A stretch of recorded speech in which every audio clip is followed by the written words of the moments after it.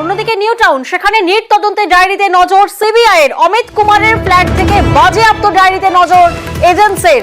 গতকাল ফ্ল্যাটে তল্লাশির সময় বাজেয়াপ্ত করা হয় ডায়েরি এবং সেই ডায়েরিতে এবার নজর এজেন্সির।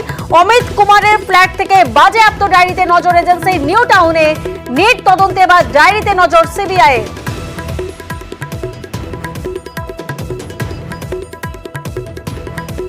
গতকাল ফ্ল্যাটে তল্লাশির সময় বাজেয়াপ্ত করা হয় এই ডায়েরিতে একাধিক নাম, ফোন নম্বরে নজর রয়েছে সিবিআই এর।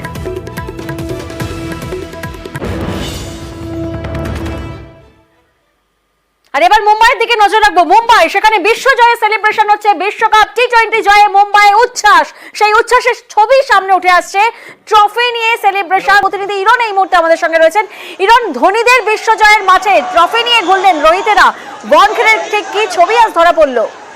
একদমই দেখো, এই মুহূর্তটা শেয়ার করার বা ব্যাখ্যা করার কিন্তু ভাষায় কোনো কিছু প্রকাশ করা যাবে না।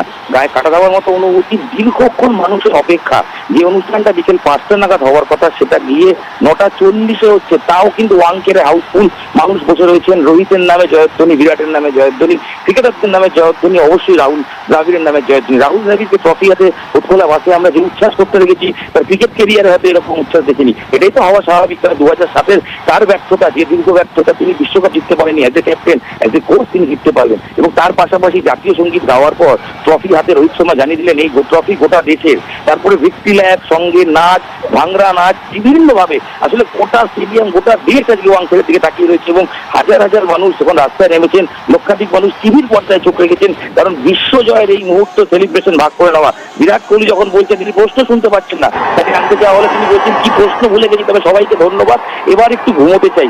দীর্ঘ একটা চাপ, দীর্ঘদিনের প্রতীক্ষা, অবশেষে অবসান। এই ট্রফিটা পাওয়ার জন্যই লড়াই। প্রত্যেকটা ক্রিকেটার যে কোনো ফরম্যাটে, যে কোনো ভাবে তারা চান বিশ্ব জয় করতে, একবার এই ভিক্টরি ল্যাপে উঠতে। এবং এই যে স্ট্যান্ডে পোডিয়ামে দাঁড়িয়ে এই যে বিশ্বজয়ের আনন্দ, যেখানে গোটা দেশবাসী কর্মী জানাচ্ছে, তার সাথে ইতিহাসের পাতায় কিন্তু আজীবন লেখা থাকবে রোহিত, বিরাট, রাহুল, সূর্য, প্রত্যেকের নাম। মুম্বাইয়ের ছেলে, এখানে টিমের মধ্যে একাধিক ক্রিকেটার রয়েছেন, তারা পরিবার রয়েছে। আমরা সকাল থেকে যে সেলিব্রেশন দেখেছি, সেই সেলিব্রেশনে কিন্তু অবশেষে ক্লাইম্যাক্স পার্ট শেষের পথে।